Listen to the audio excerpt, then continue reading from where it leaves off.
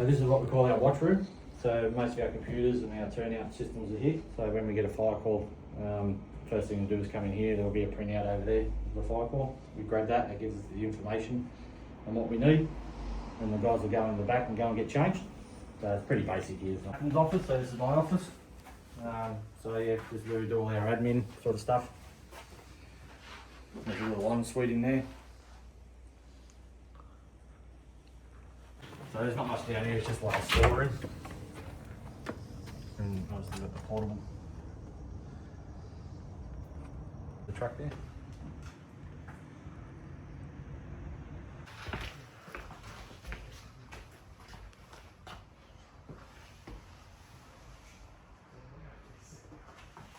BA clean room. I'll get out of your picture so you can. So this is our BA clean room, so we get a whole heap of spare stuff in here and we do a lot of cleaning of the equipment. Yep. This is our turnout room. So we, over the years, we've discovered that you know, there's so many carcinogens and everything that can contaminate the area, so we try and keep this as clean as we can. So we try and separate dirty and clean rooms within the station, so we're not cross-contaminating out here. So when we'll wear the stuff in the change room, and then if that gets contaminated or that gets bagged or gets washed, and then we come here and we grab this stuff to replace in there. So we call these pizza boxes because they look like the delivery boxes. Got garden stuff in there. That's a gym. You can look through the windows. I haven't got the keys on to open it. So it's got all the whatever.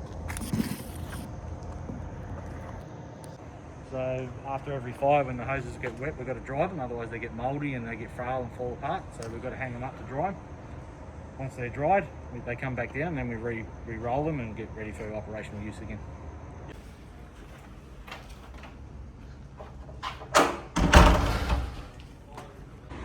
So we've got chainsaw gear, our forcible entry stuff, and sort of miscellaneous, sort of all over the place. So we've got barrier tapes and hazards, and that's our cordage kit. So working on roofs with all the ropes. Just a esky and just a multi-purpose toolkit. So we've got foam containers here, and just like a storage area. It's pretty our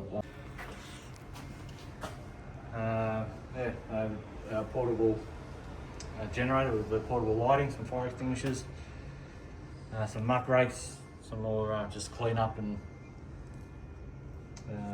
bits and pieces, some fuels. Yep. We can start fires, and there's a way of starting those fires that we can use in firefighting techniques, and that's what that's used for. So it's full of diesel and a mix of diesel and petrol. So the petrol gives it the spark, and the diesel gives it its longevity of lighting. And you'll set fire to the wick, and then you open the valves, and what you do is you'll tip it up, and the fuel comes in here in controlled manner out through this nozzle and spurts onto the tip here, and then eventually the fuel is too much, it'll drop off on fire, and you can just place it around. We don't have a light post. We call that a mobile data terminal, or an MDT. So that's when we get a fire call, and all the information will drop down into this screen, so we can see where we're going. And there's a couple of different tabs in there we can use on the way there, so we can start preempting what we're going to do at the job. So it might be a factory over here, just for argument's sake. We do a thing called a PIP, which is a pre-incident planning. So before we have a fire or anything there, we'll go have a look at the place, and we gather information. So it's things like how big the unit is, what it's made of, what chemicals are stored in there, how many people are employed there, what's their evacuation plan if there is a fire. The sole purpose of that is so if we do get a fire, we can pull the PIP up here, and we can start gathering information on the way to the job. So we can start planning and mapping what we're going to do when we arrive. So it might be a big factory that's got, to say, 300 people in it. So we've got to start thinking, well, we've got 300 people that we're going to have to account for. So we need to start thinking about doing roll calls when we get there with the senior management to make sure all staff are accounted for. If they're not, that means they're missing, then we've got to go and find them. Yeah. So there is a lot going on when we go to a fire call. And a lot of information to take in, a lot of information to these red levers. they activate the cab protection spray. So that'll give us a mist of water over the cab for roughly 4 to 5 minutes. So, and if it's a running fire, it usually takes about 30 seconds for it to pass. But we keep the cab protected, and then in that case, what we would do is we roll these heat protection systems down. So they're just Velcro. They'll come down over the windows to offer more protection. And then we've got blankets underneath the seats. We'll undo them, and we'll wrap them around us in the cab. What that does is free up the radio comms. So a code 1 means we've received the job and we're responding to the incident. A code 3 is we've arrived on site.